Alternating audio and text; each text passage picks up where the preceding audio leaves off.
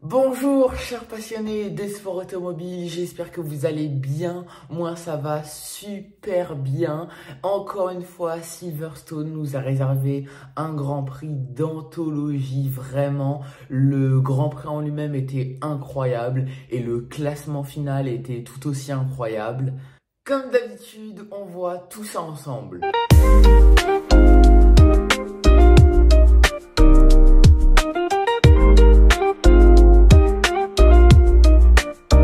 Bon, alors on va commencer par les qualifications de ce Grand Prix qui était tout simplement énorme. Bon, de toute façon, on a toujours des qualifs incroyables à Silverstone, mais celle-ci avait vraiment un truc particulier parce que ça aurait pu être la première pole de Lewis Hamilton chez Ferrari. Malheureusement, il y avait ce dernier virage où tout le monde galérait, à commencer par Max Verstappen. C'est celui qui s'en plaignait le plus en essai libre. Et pourtant, il s'en plaint en essai libre et il signe la pole position le samedi pour 1/10 face à Oscar Piastri. Alors c'est 1/10, c'est peut-être l'erreur d'Oscar Piastri dans le dernier virage qui lui a malheureusement coûté la pole position. Peut-être. En tout cas, encore une fois, Max Verstappen ultra impressionnant en qualification. Je sais pas comment il fait. Dites-le moi en commentaire si vous savez, mais il est incroyable, il est phénoménal ce garçon. Lando Norris s'est qualifié 3e devant Lewis Hamilton 4e qui lui aussi aurait pu aller chercher la pole s'il n'y avait pas ce dernier virage.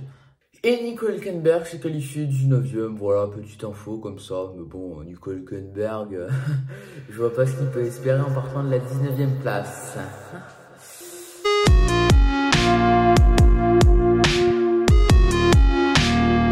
Bon, alors on va commencer par Aston Martin qui là pour le coup a été vraiment très impressionnante. Alors Fernando Alonso qui s'est qualifié 7e a terminé 8e. C'est la 4e fois consécutive qu'il rentre dans la zone des points. Le Fernando Alonso qu'on pensait démotivé en début de saison, et bien là il est juste impressionnant. Franchement, je pense que c'est l'un des seuls qui n'a pas fait d'erreur sous la pluie, même si à un moment il trouvait ça dangereux. Quant à Lance Stroll, lui juste incroyable, il s'est qualifié 17e, il a réussi à remonter jusqu'à la 3e position, tout simplement incroyable. Alors il s'est arrêté au 11e tour de course, juste avant la safety car, au 14e tour de course, ce qui lui a permis de gagner énormément de temps. Alors on sait que Stroll aime bien ces conditions pluvieuses et là ça s'est confirmé tout simplement. Donc il a espéré un podium pendant quelques tours, malheureusement il s'est très vite fait dépasser par Nico Hülkenberg, oui on va y revenir, puis par Lewis Hamilton et Pierre Gasly en fin de Grand Prix. Il termine 7e de ce Grand Prix. Alors Aston Martin marque des gros points, mais ça ne leur permet pas de remonter au championnat. Ils sont à égalité de points avec Racing Bulls à la 8e place du championnat.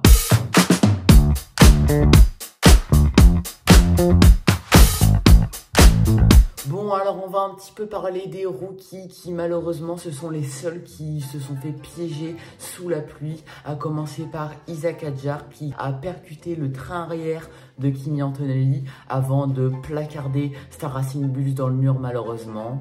Alors il avait déjà abandonné le premier Grand Prix de la saison sous la pluie en Australie.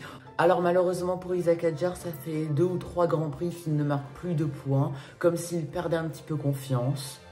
Kimi Antonelli, lui, ne s'est pas fait piéger par la pluie. Pour le coup, il s'est fait piéger par Isack Hadjar, le jeune Italien qui a dû malheureusement abandonner. Ça fait déjà 4 abandons en 6 courses pour Kimi Antonelli. Alors encore une fois, il va falloir se ressaisir un petit peu parce que Mercedes est en train de perdre des points face à Ferrari. Et un autre rookie à s'être fait piéger, c'est malheureusement Gabriel Bortoleto qui lui aussi est parti en tête à queue. Il s'est fait piéger par la pluie. Alors encore une fois, je n'en veux pas du tout à ces pilotes. Ils sont encore en apprentissage entre guillemets et ces Formule 1 sont extrêmement difficiles à conduire sous la pluie.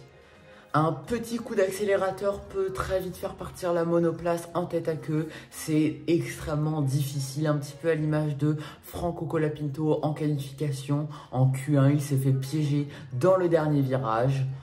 Un engin de plus de 1000 chevaux sous la pluie, ça ne peut qu'être difficile. Et encore une fois, ce que font ces pilotes sont tout simplement impressionnant. Ils se battent, ils se dépassent, ça se joue au millimètre, c'est juste magnifique.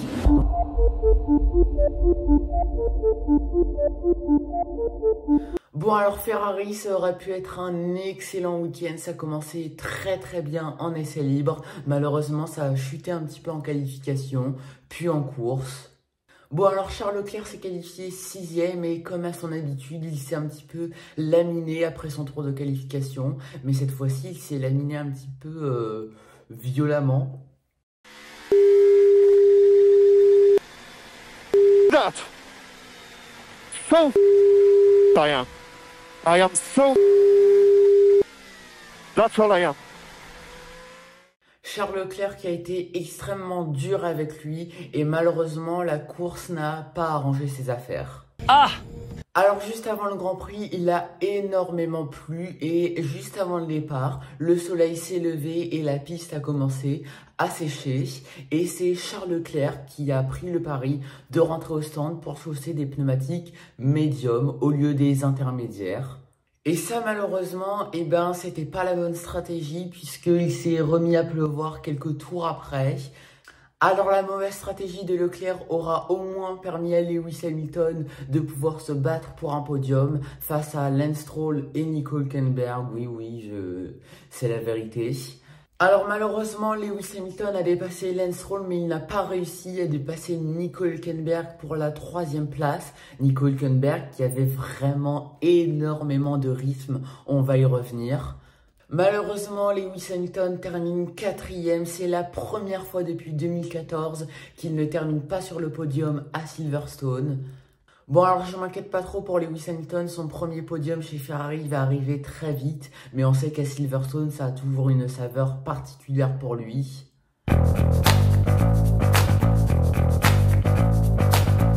Alors, c'est le fameux incident entre Piastri et Verstappen. Alors à la relance de safety car provoquée par l'accident de Isaac Hadjar, Piastri était en tête devant Max Verstappen.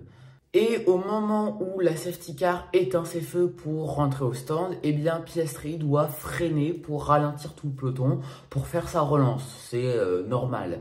Mais Piastri, lui, a freiné très violemment. Il a perdu 150 km/h en une fraction de seconde, ce qui a obligé Max Verstappen à le contourner.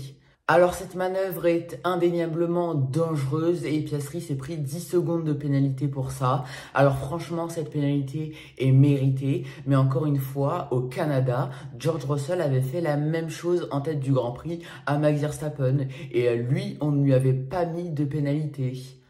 Cette manœuvre est très dangereuse, mettre des coups de frein comme ça peut provoquer des situations extrêmement dangereuses. On se souvient de Bottas au Mugello en 2020 qui avait pareil freiné très violemment, ce qui avait provoqué un entassement de monoplace derrière.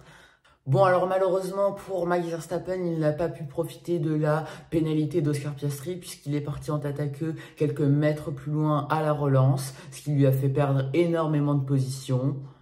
Quant à Oscar Piastri, lui j'ai l'impression qu'il a un petit peu pété en boulon pendant ce Grand Prix. Aux alentours du 45e tour de course, après s'être arrêté au 42e tour et avoir servi sa pénalité, il prend la radio et dit à son équipe « Si vous pensez que ma pénalité n'est pas juste, alors dites à Norris, qui à ce moment-là avait pris la tête du Grand Prix, qu'il me rende la place et qu'on se batte. » Il a essayé de se mettre son équipe dans la poche, tout simplement, ce que l'équipe a refusé à l'unanimité.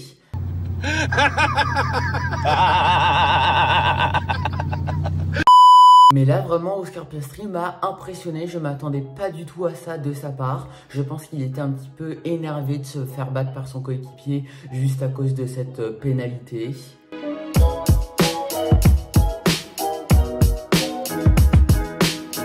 Nico Hülkenberg, pour son 239e Grand Prix, a signé un podium avec une Sauber. Vous assimilez bien le truc là, podium, Sauber. Sauber, l'écurie qui était dernière au classement en 2024. Simplement là, il y a un truc qui colle pas. Nico Hülkenberg a fait une course d'anthologie, il a fait une course incroyable. Alors à l'image de Lance Stroll, il s'est arrêté au 11e tour de course, juste avant la safety car provoquée par la pluie soi-disant. Donc ça lui a fait gagner énormément de temps, il est remonté jusqu'à la 4e place, il a réussi à dépasser Lance Stroll et après il a réussi à tenir le rythme de Lewis Hamilton. Il a réussi à créer un petit gap avec Lewis Hamilton suffisant pour se sécuriser une 3e place à l'arrivée. C'est son premier podium de sa carrière et c'était tout simplement magnifique à voir. Alors je vais pas vous mentir, hein, je me suis jamais trop intéressé à Nico Hülkenberg, mais là vraiment il m'a mis du baume au cœur comme on dit.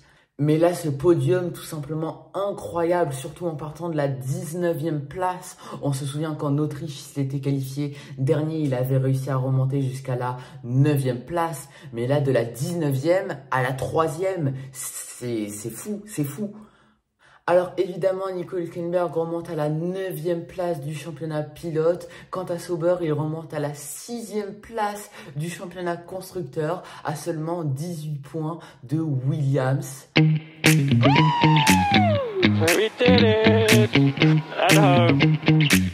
Bon, voilà, victoire de Lando Norris à Silverstone sur ses terres devant son public.